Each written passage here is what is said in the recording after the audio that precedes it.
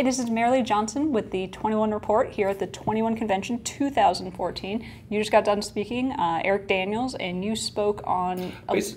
Go ahead. No, I was going to say, but I bet you can explain a lot better than that. Basically on essentially cognitive habits, cognitive techniques for being a better thinker, with the specific focus on, I would say, how not to fool yourself. It's really easy to say, oh, these people out there are wrong and I know better and I'm not going to believe everything I read, but it's also about being internal about it as well. If you want to maximize actually getting information and understanding the world, you have to be very, very careful about what you think and how you think so that you're not committing the same kinds of errors. And you talked about several things that I just loved. You've mentioned some authors that I love. And you were talking about, in the very beginning, how brain shortcuts become biases. Yeah, I mean, it's interesting. The way that we think is, in order to survive, in order to flourish, which is the goal of everything that I'm talking about, is how do you flourish? How do you use your brain? How do you use reason in order to flourish at whatever you want to do, career, romance, anything in life?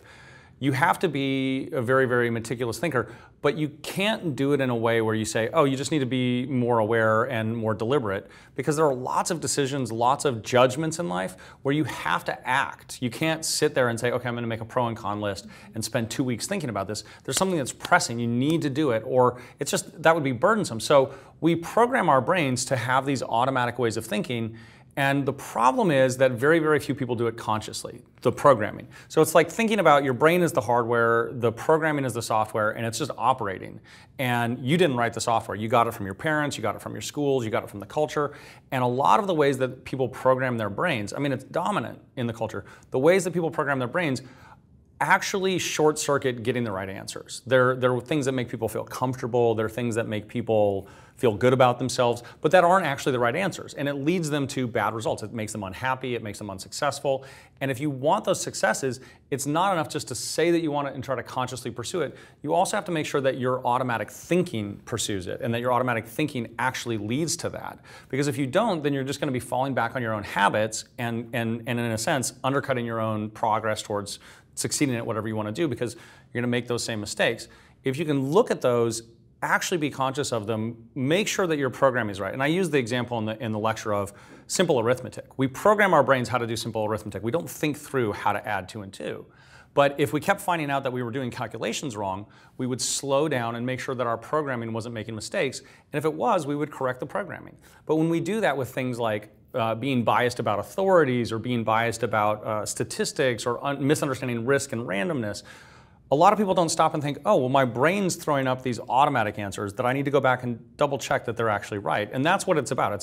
That's a process of self-improvement as well, making sure that your automatic programming works as well as your conscious thought.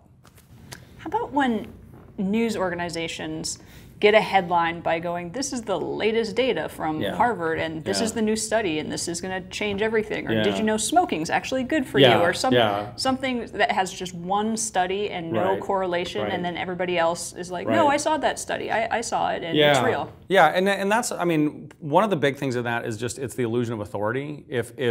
If you can put a big university's name or a scientist's name, or if it's in a prominent publication. I mean, even some people just, oh, if it's in the New York Times, it must be, it must be real, or if it's on Fox News or anything, any kind of authority as a way of saying that must be trustworthy information without actually checking. Oh, this was a study with 7 people, and these 7 people happen to have, really unique characteristics that made it such that if we gave them, 1 cigarette a day, it actually made them live longer. You say, oh, well, that's curious. But then you take 7 other people, and it's the exact opposite result. But those studies aren't the ones that get reported. It's the sensationalism of media and the latching onto, and scientists used to complain about this. Oh, the media distorts what we say. But in reality, it's the scientists now and the marketing offices of universities. They're all part of this game. In order to get the grants, in order to get the funding from the NIH, the FDA, whatever it is, to go chase this government money, they actually try to encourage that process of almost hyperbolically hyping their results. And the problem is that nobody ever stops to say, is this, it's not even just is it statistically significant, is it actually a real effect? Is it something that affects my life? For the people who might be reading these studies or might be consuming these, did they study women? Did they study men? Did they study children, old people? Nobody ever asked that. They just see the headline, more wine, fewer cigarettes, eat this kind of food, do this kind of exercise. It may be a real result in a certain group of people, but nobody asks those questions. Does this actually apply to me? And how would I know? Right? That's the biggest issue. It's not just don't trust the media. It's how would I know whether to trust the media? It's kind of a metacognition point where you have to say, how am I going to be critical in a way that will help me sort through this and say, doesn't apply, does apply, need to think about this more, can ignore this, can ignore this, can ignore this, save this for later. It's really that top level sorting, kind of executive management in the sense of cognitive executive management of knowing when to shuttle things off as being irrelevant and not worth the time to think about, and then when to say, okay, this takes more deliberate thought, let me go investigate that. And so it's really learning those cognitive management techniques that will help you not paying attention to the media is a good way to do it too. Yeah. That's my strategy. Just don't pay attention to that stuff, and then you're never going to have to worry about it. Really, technically, we're the media, though. Yeah, so we are. Yeah, you should say. Yeah, but I mean, it's the idea of like if you're just reporting on someone else's work, you're actually you guys are going to the source. You're getting people who are experts, talking about it, interacting with them, actually looking at the evidence. Totally different thing from just Dr. Oz says this. Oh, okay. Yeah. I'll go do that, and then turns out oh, he was just blowing smoke. Well, okay, what do I do now? Oh, he's got this new solution. It's the process of figuring things out for myself rather than just waiting for the next solution in a way. So yeah, it's just it's a kind of vigilance, as it were, of cognitive vigilance. I like that. Yeah, I should have said that. I didn't have that exact wording, but that just occurred to me, and I really like that. So okay. Yeah. You were like, oh, I wish that. Yeah. It's said that first. Short, simple answer. Yeah. So what's then the danger of somebody who has a bias, who's like, I don't believe anything that my government tells me, but I believe everything that the conspiracy theorists tell me, or the opposite? Yeah, no, and this is I find that this is a pretty common result. There are people who can become they reach the first level of being critical about information, but they direct that critical eye only to certain sources, only to mainstream doctors or only to government reports or whatever. But then instead of saying, okay, I'm not one of those fools who just believes everything because a mainstream doctor tells me, but oh, my alternative doctor can do no wrong. Mm-hmm. And you say, okay, well, you're just adjusting the bias. You're just taking the bias from one group and you're applying it to another group. What you need to be doing is saying, I'm going to see whether what this person says is true or not. I'm going to evaluate it in my own context, do the cognitive work to, you can't become an expert in every field. You're not going to learn medicine, you're not going to learn exercise physiology, you're not going to learn all of these things that you want to do in your life, but you are going to be able to learn enough to know when to trust the experts and when not to trust the experts.